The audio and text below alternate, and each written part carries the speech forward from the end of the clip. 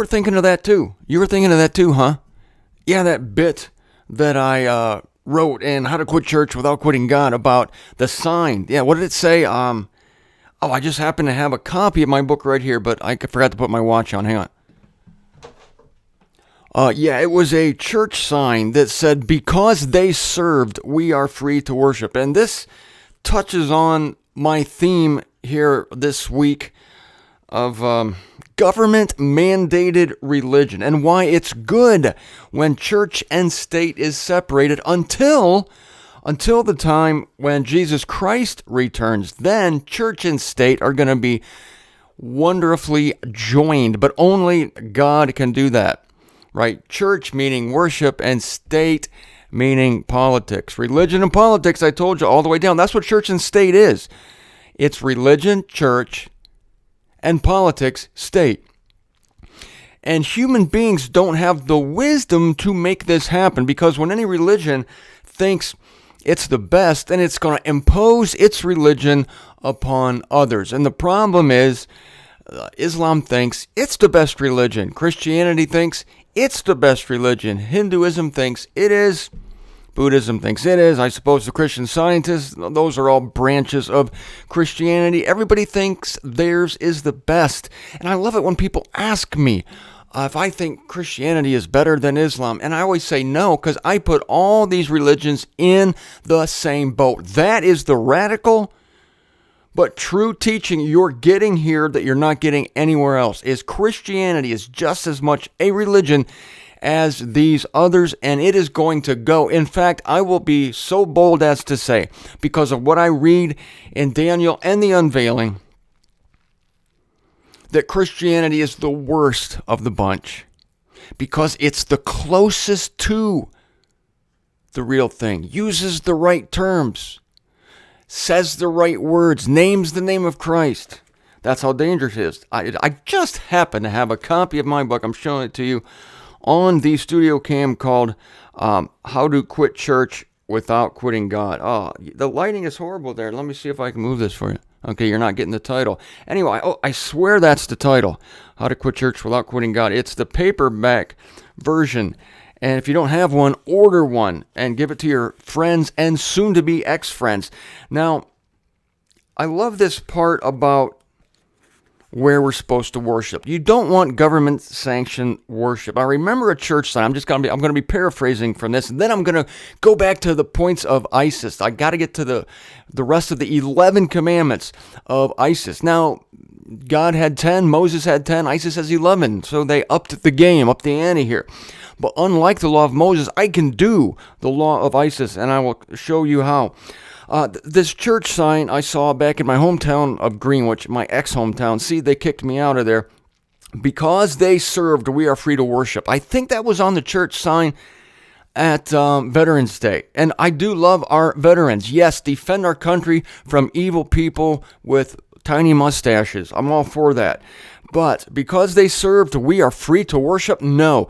Do not die for my supposed freedom to worship, because I am free to worship in a gulag. I'm free to worship in a prison camp. I'm free to worship anywhere. No army can take away my freedom to worship, because my freedom to worship happens according to the Spirit.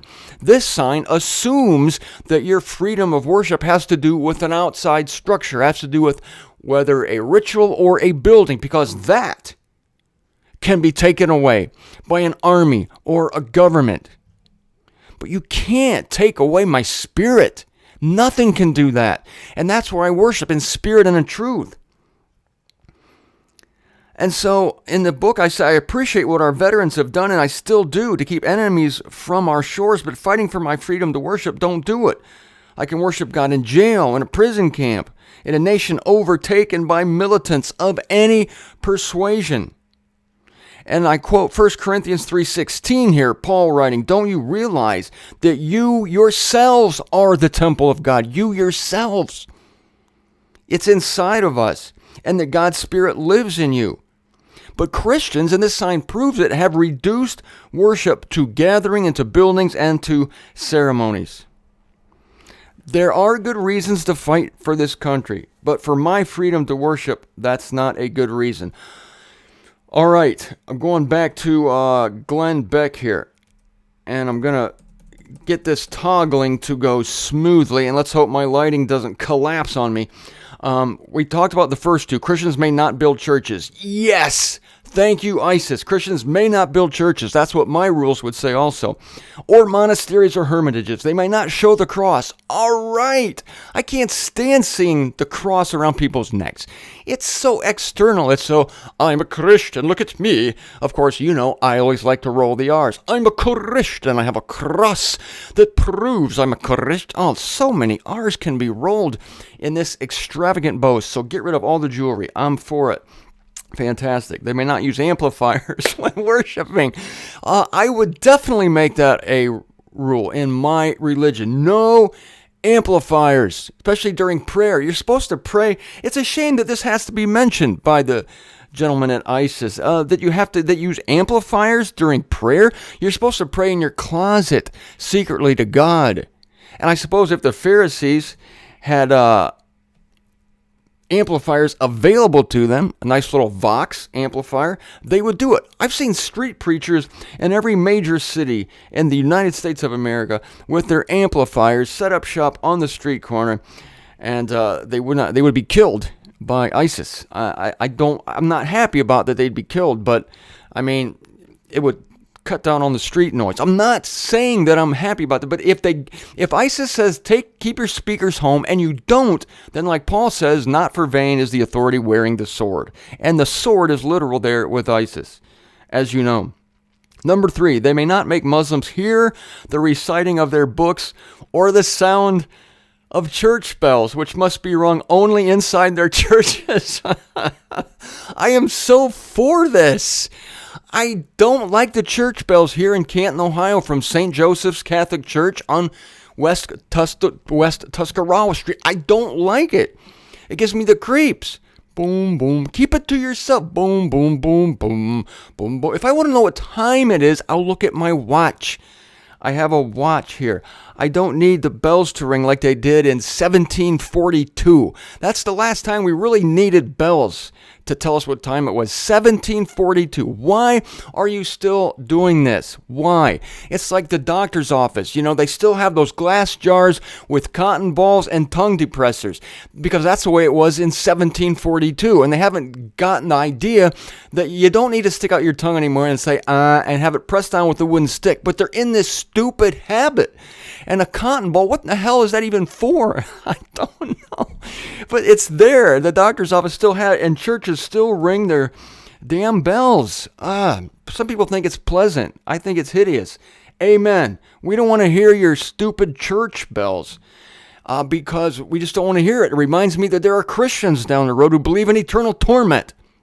Every time I hear those bells, there's a Christian church down there that believes in eternal torment and probably thinks I'm a heretic.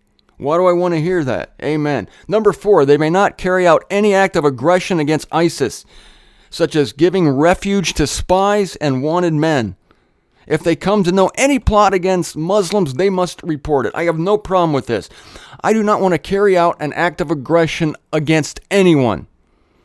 Not my friends. Well, sometimes my friends, but certainly not my enemies. And according to Paul in the end of Romans 12 and Romans 13, we are to do good to our enemies, not exercise acts of aggression upon them. We're to heap burning coals upon their head. That's not literal. That means you be nice to them. Even when they're mean to you, they spit on you, you say, God bless you, and it makes them feel guilty. Maybe not right then, but when they're laying on their bed at night staring up at the ceiling tiles, they may think, that guy, that's never happened to me before. I usually... It's an eye for an eye and a tooth for a tooth out on the street, you know? And Christians still act that way, really. An eye for an eye, tooth for a tooth. I still don't see much grace. Any plot against Muslims, they must report it. Well, how can they know if you know of a plot anyway? Oh, boy, but I'm not going to give refuge to any spies. No, what do I look like? Rahab? Number 5, they must not perform religious rituals in public. Yay! Once again, I applaud this commandment. This is commandment number 5. Must not perform religious rituals in public. I would even, in my religion, I would outlaw religious rituals in private. I would say you can't even do them in your house or in your kitchen. I want to get rid of all rituals. Paul says in Colossians chapter 2, let no one be your judge according to holy days or Sabbaths. Let no one judge you. So these guys are into it here. I mean, this is unbelievable. This is coming from ISIS. I don't recommend this group. I'm not applauding them. The violence is awful. Please understand. But everything I've read with here, I totally agree with it. And I would sign this in red ink. 6, they must respect Muslims and not criticize their religion. All right, I would have no problem with this because I have less criticism against the Muslim religion than I do the Christian religion. As long as I'm allowed to criticize Christianity, I can live. Because if you prohibited me from criticizing Christianity, I might blow a gasket. But the Muslims, they would be happy about that. So they would actually like me, and they actually might loan me their amplifiers and give me a street corner as long as I criticize Christianity. And I'd be going on that noise all day. You couldn't shut me up on that. How much time do I have left? He toggles over. Okay. We may have to finish this tomorrow, but this is fun. I like this. Can you believe this? I'm with all of this. Okay, number 7. Oh, this is the jizz payment. Yeah, this is the jizz fee. Wealthy Christians must pay an annual jizya of 4 golden dinars, which I call the annual jizz fee. Middle-class Christians must pay 2 gold dinars, and the poor, that would be me, must pay 1 golden dinar. I'll let you know tomorrow how much a dinar is, if I'm pronouncing it right. D-I-N. This is the, apparently, the Islam currency, dinar. I will find out how much 1 is, because I would qualify, and I'll let you know how much that is in U.S. dollars, and we'll see if I can afford that. I will gladly pay the annual jizz fee, no problem. Christians must pay 2 jizz fees, and okay, yeah. And I'm not a Christian. You've heard me say that. I'm on record. If they ask me if I'm a Christian, I'll say, hell no. I'm not a Christian. I don't have to pay the jizz fee because I'm not a Christian. So that would be fantastic. Number 8, that's just a good one. I've got to save it for tomorrow because I'm up against the clock and I did not need St. Joseph's Catholic Church down the road to tell me I'm against the clock. I have a fancy little digital thing here on my computer and it goes, it even tells me to 1/100th of a second where I am.